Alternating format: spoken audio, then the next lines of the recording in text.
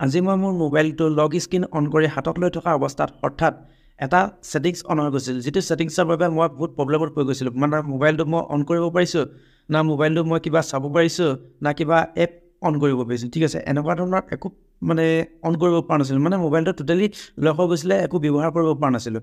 চ' এনেকৈ গতিকে ভাবিলোঁ মই ইয়াৰ ওপৰত এটা ভিডিঅ' বনাই দিওঁ, যিহেতু আপোনালোকৰো হৈ যাব পাৰে কেতিয়াবা এনেকুৱা ধৰণৰ প্ৰব্লেম। সেই প্ৰব্লেমটোৰ পৰা ছল্ভ পাবৰ বাবে আজি এই ভিডিঅ'টো ক্ৰিয়েট কৰিছোঁ।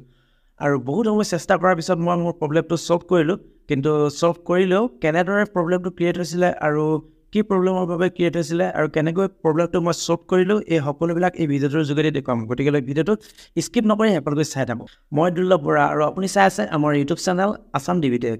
স্বাগতম জনাইছোঁ আজিৰ এই ভিডিঅ'টোলৈ।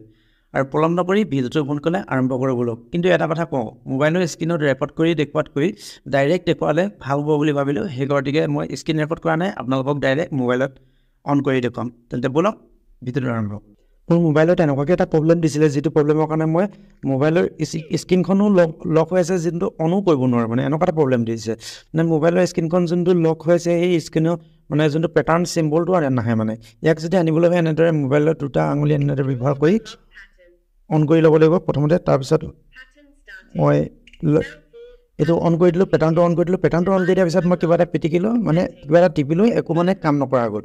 ঠিক আছে, কিবা কৰিলে কিবা হয়গৈ মানে। ঠিক আছে, একদম পাগল কৰি দিছে মানে মোবাইলটো, একো কৰিব নোৱাৰোঁ মানে। না কিবা এপ এটা অন কৰিব পাৰোঁ, না কিবা এটা চাব পাৰোঁ, একোৱে কৰিব নোৱাৰোঁ মানে।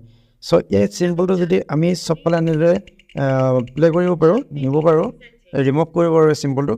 এনেদৰে চিম্বলটো ৰিমুভ কৰি ইয়াত ডাবল ক্লিক কৰিব লাগিব, তেতিয়া আমাৰ যোনটো ছেটিংছটো অন হ'ব। ছেটিংছটো অন হোৱাৰ পিছত আমি এনেদৰে স্ক্ৰল ডাউন কৰিব লাগিব। স্ক্ৰল ডাউন কৰি এনেদৰে দুটা আঙুলি আকৌ ব্যৱহাৰ কৰিব লাগিব। দুটা আঙুলি ব্যৱহাৰ কৰি আমি এবাৰ্ট ফোনত যাব লাগিব।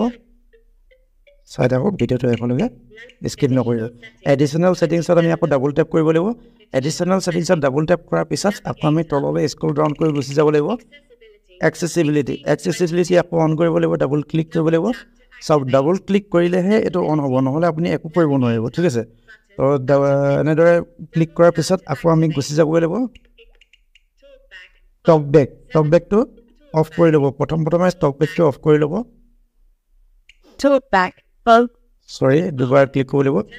এতিয়া টাৰ্ণ অফ কৰিব লাগিব। টক বেক অফ হৈ গ'ল। টক বেক অফ হোৱাৰ পিছত আকৌ আহিব লাগিব আমি চিলেক্ট টু স্পীকটো অফ কৰি দিব লাগিব। ইমানতে কামটো শেষ। এতিয়া আপুনি মোবাইলটো বিন্দাছ ব্যৱহাৰ কৰি দিব পাৰিব। যি মন যায় আপুনি যেনেদৰে মন যায় তেনেদৰে ব্যৱহাৰ কৰি দিব পাৰিব। ঠিক আছে, হৈ গ'ল, আগৰ দৰে হৈ গ'ল। কিন্তু সাধাৰণ এটা ছেটিংছ অন হৈ থকাৰ বাবে এই প্ৰব্লেমটো কেইবাটা কাৰণতো হ'ব পাৰে। বিশেষকৈ আপুনি এটা যেনিবা ধৰি লওক এটা টাইট জিন্স পিন্ধি আছে, তাত আপুনি পকেটত মোবাইলটো ৰাখিছে আৰু একেলগতে আপোনাৰ যোনটো চুইচ আছে, যোনটো ভলিউম আপ এণ্ড ডাউন বটনটো যদি একেলগত যদি 3 ছেকেণ্ডতকৈ যদি ওপৰত যদি প্ৰেছ হৈ আছে, তেন্তে এই প্ৰব্লেমটো হ'ব পাৰে। আৰু হয়তো আপুনি মোবাইলত বোলে হাতত লৈ আছে আৰু লক স্ক্ৰীনটো অন কৰি ৰাখি দিছে, তেতিয়াও আপোনাৰ বোলে কেনেবাকৈ কিবা এটা কাৰণত আপুনি আপোনাৰ মোবাইলৰ যোনটো ভলিউম আপ এণ্ড ডাউন যোনটো বটন আছে, সেইটোৱে 3 ছেকেণ্ডতকৈ ওপৰত যদি একেৰাহে প্ৰেছ কৰি আছে, তেতিয়াও আপোনাৰ এই প্ৰব্লেমটো হ'ব পাৰে। বিশেষকৈ এনেকুৱা ধৰণৰ ক্ষেত্ৰত মানে যোনটো ভলিউম আপ এণ্ড ডাউন বটনটো যদি একেলগত যদি 3 ছেকেণ্ডতকৈ যদি ওপৰত যদি আপুনি টিপি ধৰি ৰাখে, তেতিয়াহ'লে এই ছেটিংছটো নিজে নিজে অট'মেটিক অন হৈ যায়। বিশেষকৈ দুটা ছেটিংছ যোনটো আপোনালোকক এই ভিডিঅ'টোত দেখুৱালোঁ। তো এনেকুৱা ধৰণৰ যদি প্ৰব্লেম হয়, তেন্তে এই ভিডিঅ'টোৰ যোগেদি আপোনালোকক কৈছোঁ যে তেনেকুৱা ধৰণৰ যদি প্ৰব্লেম হয়, যেনেকৈ আপোনালোকক দেখুৱালোঁ তেনেকুৱা প্ৰচেছ কৰি গ'লে বোলে এইটো অফ হৈ যাব।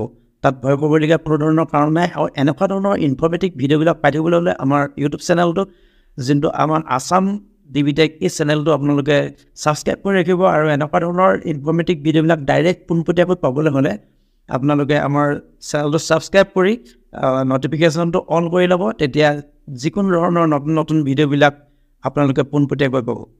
চ' এয়াই আছিল আজিৰ ভিডিঅ'টো, ইমানতে সমাপ্ত কৰিছোঁ। ধন্যবাদ।